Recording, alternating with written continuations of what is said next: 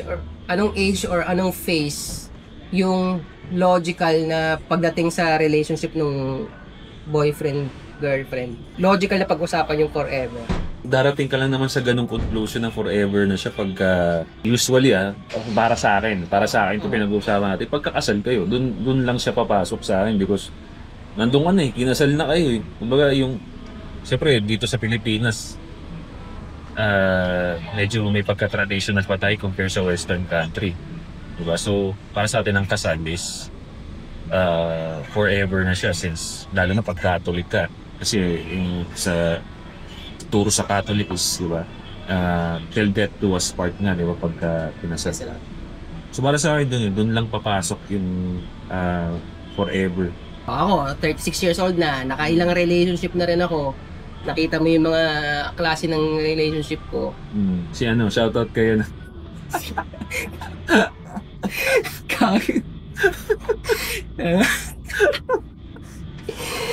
So, yun. Hindi, ito na lang. Sa mga past relationship mo, pare, meron ka bang na-consider doon na, uy, forever ko na to?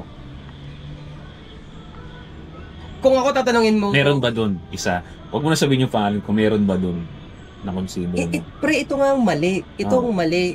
Lahat yun, iniisip ko, sana ito na yung forever. Yun yung mindset. Yun yung mindset. Pero kung titignan mo sa mga naka-witness nung relationship ko, hindi naman siya hindi siya dapat i-forever.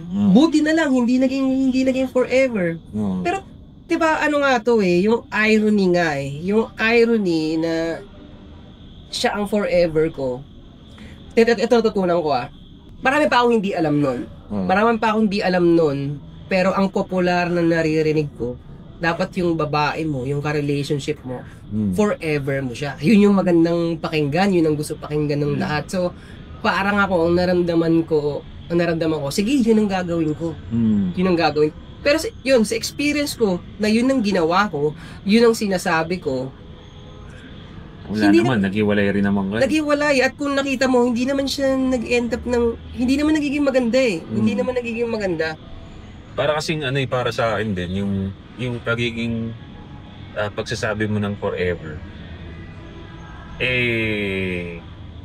kumbaga, meron siyang positive side kasi parang sobrang sarap ng relationship mo ngayon, kumbaga living in the moment ka, ang saya niyo ngayon, sasabihin mo talaga, mapapasabi kapag masyadong emotional na tao, sasabihin mo talaga na, forever ko na to, ang saya namin no? Pero, nandun kasi madalas masasabi at pag nandun sila sa honeymoon stage pa lang diba? Pero based din sa mga nakikita nating mga relationship, sa mga tropa natin, sa mga kakilala natin, kahit nga matanda nakasal na, diba? Naghihiwalay pa rin, nagde-decide yung isa na umalis. So nasa ng forever dun, diba? Hindi siya forever, kumbaga yung forever kasi parang sinasabi mo ng tapos parang tinataltukan mo na knowing na marami pa kayong problema na ikakaharap na pwedeng ikasira, no? Siguro magiging forever lang talaga kayo if both dun sa side, babae, lalaki, mag-decide na forever tayo. Kahit anong mangyari, tayo pa rin. Pero ganun ba talaga ang nangyari knowing na meron talagang bumibitaw? Diba? Meron bumibitaw. Eto, tulungan mo ako dito sa idea na to. Tinan mo to, pre. Tinan mo to. Simula nung magkakilala tayo ng umpisa, nagpangako ba tayo?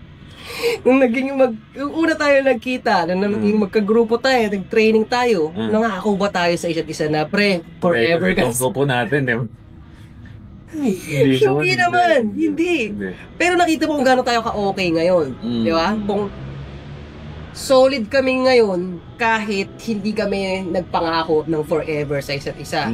Kumbaga, pag meron ka mag-venture ka sa mga something bago, something na importante, hindi naman kailangan may judgment ka na ng lahat. May judgment ka na ng bagay. Kumbaga, ang mindset doon, aayusin mo siya along the way. Kung ano yung mga So, hindi. Ang pinupoint ko lang doon nga, yung sa friendship natin, wala tayong, hindi natin binind yung sarili natin sa isa't isa na, forever ka na. Tropa natin. So, yun ang point ko, agree ka ba na pwede yung maitapat sa ganung sense? Hindi. Kasi yung pagsasabi mo ng forever or pagpaplano mo na forever tayo, hindi naman siya plano talaga eh. Hindi siya, kumbaga hindi siya rational or hindi rin siya plano to make things work. Hindi talaga parang shortcut siya. Actually, shortcut yung sinabi mo na forever. Di ba kung sinabi mong relationship, forever na to eh. Forever na to.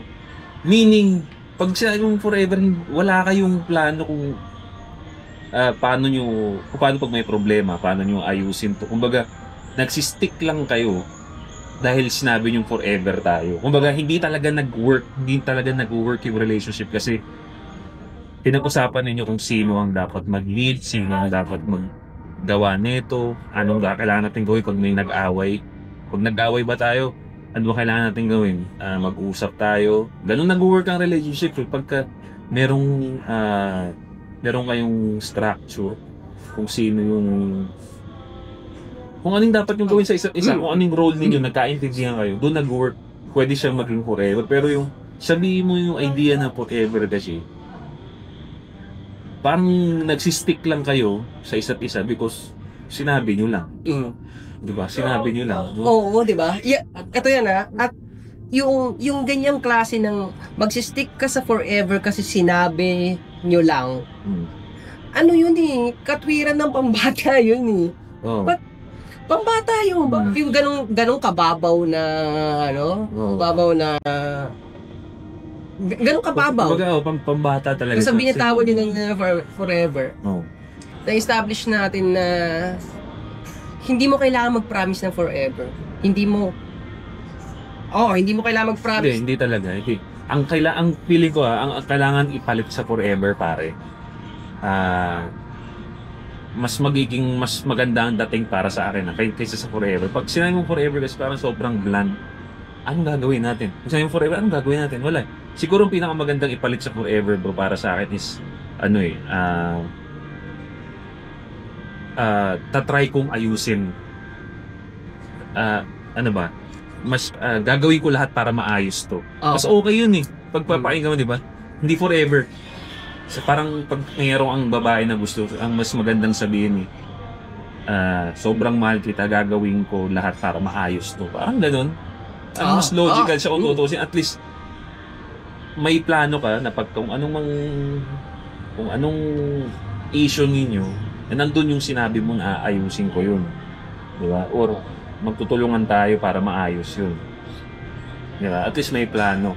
So yun nga. So, ako, masasabi ko sa sarili ko na nung bata ako, dala ko yung forever mindset sa babae na yun eh. Tapos along the way ng pakipagrelasyon ko, wala namang nag-enlighten sa akin at until today, wala pa rin nagpatibay, nag-enlighten na yung sasabihin mo na forever tayo, mag-work siya sa buhay mo. Wala sa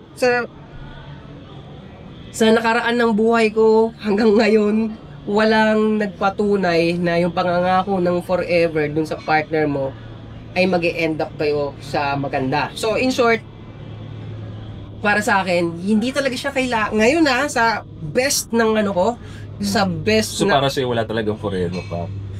Kasi hindi, totoo rin nag-agree doon. Yung forever nangyayari na lang siya. Oo, hindi siya. Kung mangyayari, hindi nangyari, forever kayo. Pero yung wala eh. Tsaka merong may mga problema sa relationship na talagang naka-break ng relationship talaga. Yung parang walang usapin pag nangyari to. Wala eh. Diba? Oo. For example, yung girlfriend mo, nahuli mong nabengga ng iba. Hindi mo lang forever doon. Puta, break agad yun. Wala nang ayos-ayos doon. Parang hindi na maayos yun. Hindi ko na ayusin yun. Diba? So, siguro nanggagaling tong mga yung nagagamit yung forever na ginagamit siya ng mga taong naive pa. Naive. Hindi pa alam yung realidad ng relationship. Diba? Hindi pa alam yung realidad na problema na kinakaharap ng nasa relationship. Ganun. Ganun ko siya nalulutan. So, yun. So, dahil yun ang napagdaanan ko, hindi naman siya nag-work. Wala na akong planong gawin yun. Hindi na yun ang ginagawa ko ngayon, ganun. Kumbaga, pag may babae kang gusto, hindi mo inisip na forever. So, kumbaga, Hindi. enjoying ko lang kung anong meron company to. Tsaka 'di ba nga sa lahat ng alam na natin ngayon, sa lahat ng pagdaaran natin, sa lahat ng natutunan natin, hindi na talagang hindi mo masasabi, hindi madaling magsabi na forever ko to. Kumbaga yung taong pipiliin mong forever na yon, siguro forever din na process yun eh. 'Di ba? Forever din na process yun. Yung sabi mo na forever to, ano siya, naive nga talaga, pambata siya na mindset. Kasi nga, the fact na sinabi mo na yung babae forever, ibig sabihin, kulang ka pa sa experience. Diba? O di ko pa na, kumbaga sa word natin, hindi ka pa red pill talaga. Kasi pag red pill ka, alam mo na mayroong mga problemang darating. So pwede na sabihin na yung forever para sa mga blue pill lang yun.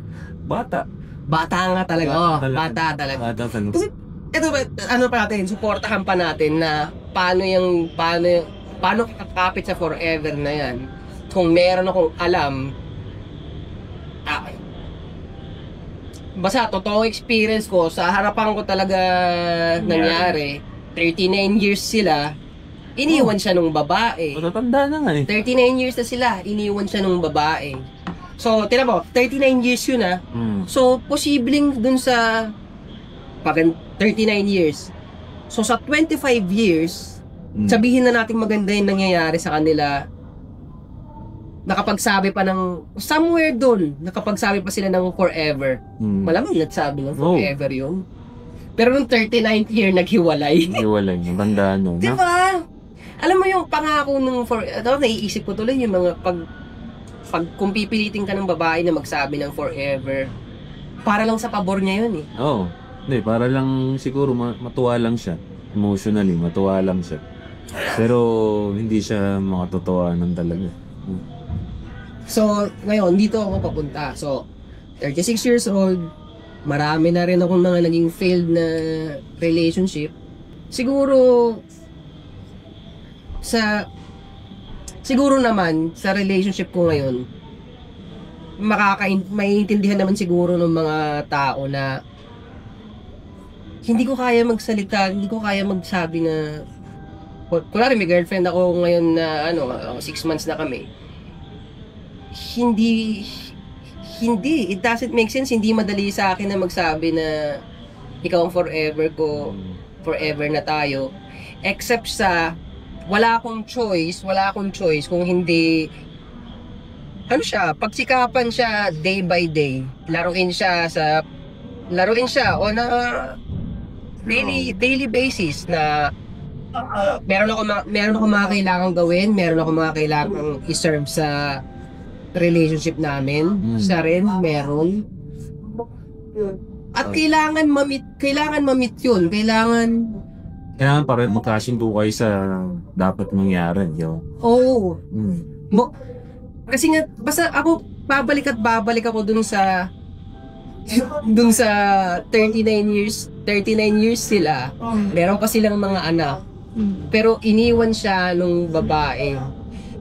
Hindi na natin kailangan pag-usapan kung sino ang tama o mali dun sa kanila. Pero the fact na nangyari na after 39 years naghiwalay pa sila, hindi na para tumbukin ko yung path na yon. Ako ang tutumbukin ko, basta ikaw babae, umayos ka, ako lalaki, aayos ako.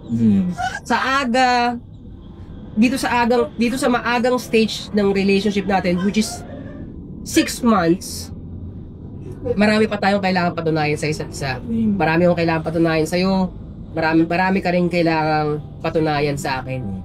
Kasi nandun ka sa mindset na, kumbaga, wala kang ini-expect na forever. Kumbaga, ginagawa mo lang yung dapat mong gawin sa relationship. At kung mag-work, magkasundo kayo along the way, then good.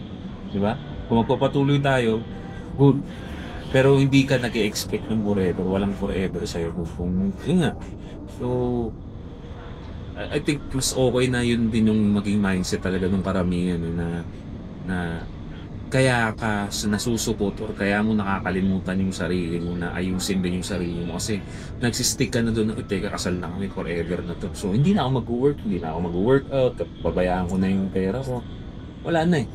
Pero kung nandun ka sa mindset na pwedeng mawala yan kahit pwedeng mawala yan anytime yung babae niyo, pwedeng mag-anak ng iba yan anytime. Wala kang pinangahawakang forever doon sa ilungso ng forever. Lagi mo isip, mawawala to. Hindi pwedeng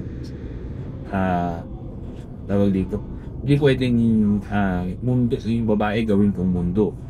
Kailangan meron din talaga akong ginagawa sa sarili ko para if ever man nawala siya, buo ako. Buo ako. So, yun yung nakikita ko kasing downside or cons ng mindset ng forever ko na siya because wala hindi pumunta ka doon sa sa comfort eh. For example, alam mo na isang kaya ito motor natin, alam mong forever tatakbo to. Nasa mindset mo kahit mali naman, forever yung motor ko. Natitake for granted mo siya na parang hindi ko check yung hindi ko i-change yun, hindi ko papalitan ng langis yung mga ganyan kasi forever na yan, nandyan lang. Nasa delusion ka hindi naman talaga ganun in reality. Katulad ng babae, hindi naman forever sa iyan. Kumbaga, may mga problema talaga na aalis yan. So, pinabayaan mo siya, nasira siya, wala yung forever. Lalong hindi nangyari. Dahil sa pag-assume mo ng forever, hindi na naging forever. So, yun yung naging importante sa aking ipunto doon na kung magpapangakuan kayo ng forever, mag-a-assume kayo ng forever, pero lalong hindi nyo napanindigan kung paano magiging forever yung relationship nyo. So, ito yung naisip kong isang bagay na importante kanina. Kasi, ganito siya eh. Kasi, 36 na ako. Hindi ko talaga, ikaw, nakita, na tinanong ka kanina ng edad mo. Meron na kasi ako, nakaisip na ako ng doon eh. Nakaisip ako ng magandang, sa akin na-appreciate ko na rebat na pagdating sa iyo. Tinanong ka ni Ato, ikaw age. Sabi mo, 25? 25 years, siyempre nalagay ko yung sarili ko doon na pag ako bala ko pa nga kung ako tinanong noon. Sasagot ko 42. Kasi ito, fact eh. Pero hindi tayo liliko sa topic ito, pero isasaglit ko lang. Kasi ito, fact sa atin pagdating sa edad, sa ating mga lalaki, yung tumanda ka na kondisyon ka, di ba? Okay ka, mukha ka, postura ka pa rin, tumanda ka, lamang ka nun. Lamang ka nun kaysa sa totoy. Kaya sa akin, wala problema yun. Wala problema yun. No, pero wag natin pakabayan, dito tayo sa... So kasi dahil nga ganito, dahil naiisip ko kasi yung nagiging issue nila yan. Issue ba tawag? Nagiging problema, nagiging question nila. Kasi nga, 36 years old na ako, sa girlfriend ko ngayon, hindi ako, parang yung datingan ng kilos ko ay, hindi ko siya forever eh. Hindi pa siya yung forever eh. So, ang sagot nga, exactly, hindi talaga ganoon kasi niniwala ako na okay yun. Pero ang sunod na question nila kasi doon, ang sunod na problema nila doon, 36 ka na. Paano ka pa magkakapamilya? Paano ka pa magkakaanak? Kung 36 ka na, hindi mo pa rin siya forever. Sa akin, kung ganun talaga. Hindi, wala yung pagiging sa isang successful na relationship naman. Hindi naman sa tingin ko, hindi naman yun sa kung nag-decide ako na forever. Laging ang relationship nag-work yan kung yung dalawang tao willing na i-work yung mga issues. Hindi dahil in-announce mo or nag-decide ka ng forever. Delusion yun eh. Ang forever naman, hindi naman yan, pag sinabi mong forever, hindi naman yan magic na, okay, forever na. Hindi naman ganun eh. Diba? Relationship, matrabaho talaga yun. Matrabaho talaga yun paano mag-work. Yung mga matatanda nga na tumagal dyan, hindi naman nila siguro tumagal yung relationship nila nang dahil sinabi nilang forever. Hindi. Anong ginawa? Nag-cheat si tatay, si lolo. Anong ginawa ni lola? Kinain niya yung pride niya, nagpatawad siya. Forever ba yun? Sinabi mo, hindi, nag-work pa rin sila. May effort pa rin doon. So, Parang mga ganun shit, di ba? So, yung ganung mindset na dahil lang nag-decide ka, hindi ganun yun. Paano kung yung babae or yung other side, yung babae, hindi naman decided na forever ka? Walang kwenta yung forever na gusto mo. Walang laman. Walang laman. Diba? So, hindi yun sa kung sino yung mag-decide eh. Kung sino yung, kung ano yung ginagawa na yun sa relationship para mabuhay. Yun ang, para sa akin, doon magtatagal ng relationship. Hindi dahil sa forever na announcement. Yung ganong klase ng comment, rooted kasi yun kasi nakasentro sila sa happiness lang. Happiness lang. So, kailangan maging tatay na ako para maging happy ako. Yeah. Para ang sentro ko ay happy.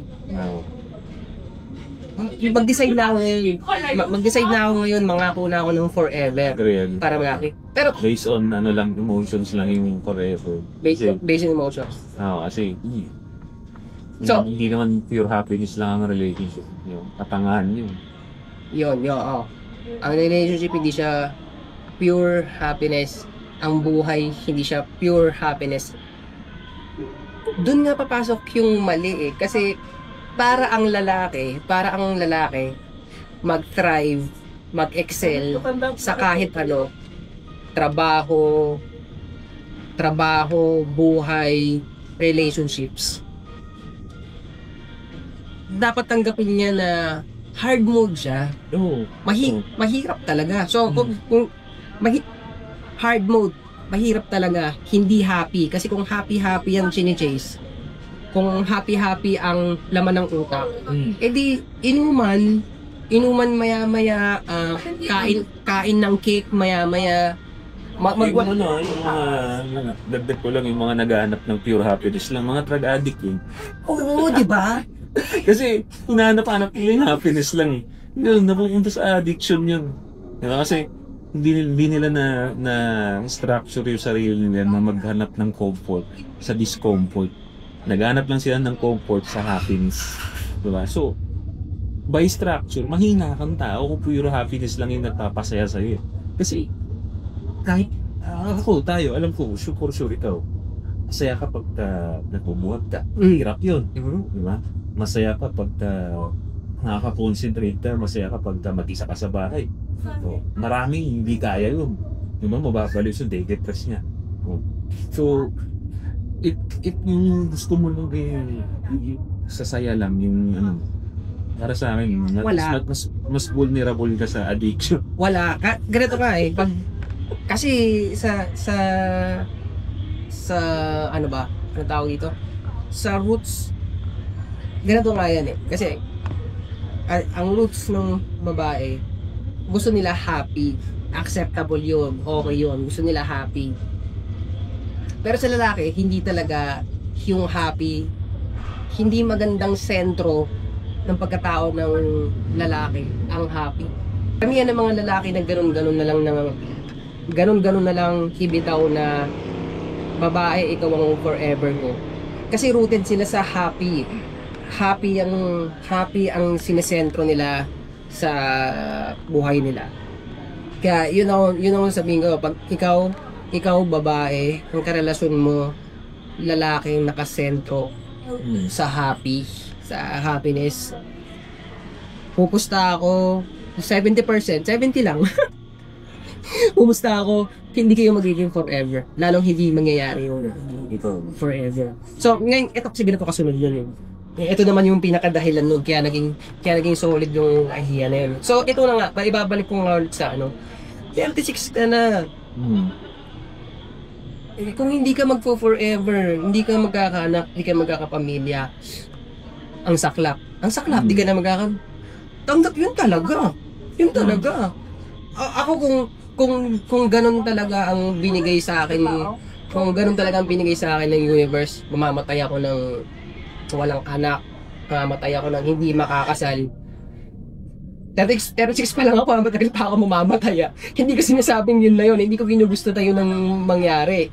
Pero sinasabi ko nga, kung ganun kamalas ang kakabagsakan ng buhay ko, hindi yun na yun. Ganun talagang buhay ng lalaki. Ano ba? ano ba bang mas masamang buhay sa yung mga bayani, 20 years old lang yun. 20s lang yun. Deads agad. O sige, kayo pumili. Anong mas masaklap na buhay? Yung abutin ako ng 90 years old na nakatulong ako sa mga kaibigan ko, nakatulong ako sa mga kamag-anak ko. Okay yung kondisyon ng katawan ko. Except lang sa hindi ako nagkaroon ng kasawa, hindi ako nagkaroon ng anak, namatay ako ng 9. Kumpara nyo yung mga nangyari sa mga bayani na, halimbawa, 23 years old, namatay na.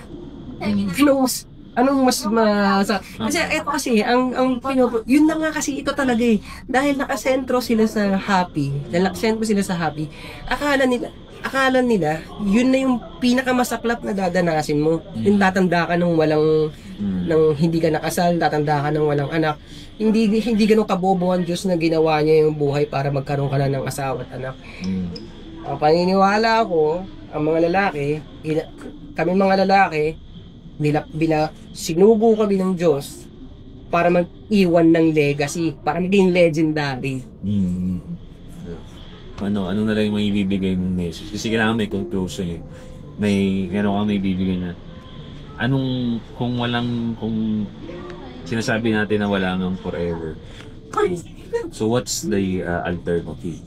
Kung walang forever, yun na, kanina sinabi mo, laruin mo na lang. Laruin mo na lang, yun talaga. Laruin mo na lang. Ang ano kasi doon, haba na nun. Okay lang. Ang ano kasi doon, ito kailangan din nila maintindihan na hindi naman all the time ang meaning ng laro binababoy mo eh. Hindi. Tingnan, parang testing the waters lang yan. Tingnan mo lang.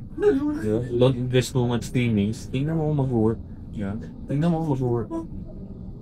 Huwag ka mag-expect ng, yun nga, no? Less expectation. Huwag ka mag-expect ng grandeur na pangyayari. Huwag ka less investment ng emotions. Kasi isa rin yun. Pag masyadong nag-invest ng feelings mo, hindi ka makapagbasa ng tao. So, mamaya, nag-i-invest ka para sa'yo forever na yung babae. Puno pala ng red flag, puno pala ng kalokohan sa buwan. Pero dahil nag-decide na forever, wala kang choice ngayon. Meron talagang kasi, ang naging mali kasi sa majority sa atin ngayon, pagdating sa relationship pag narinig nila yung salita na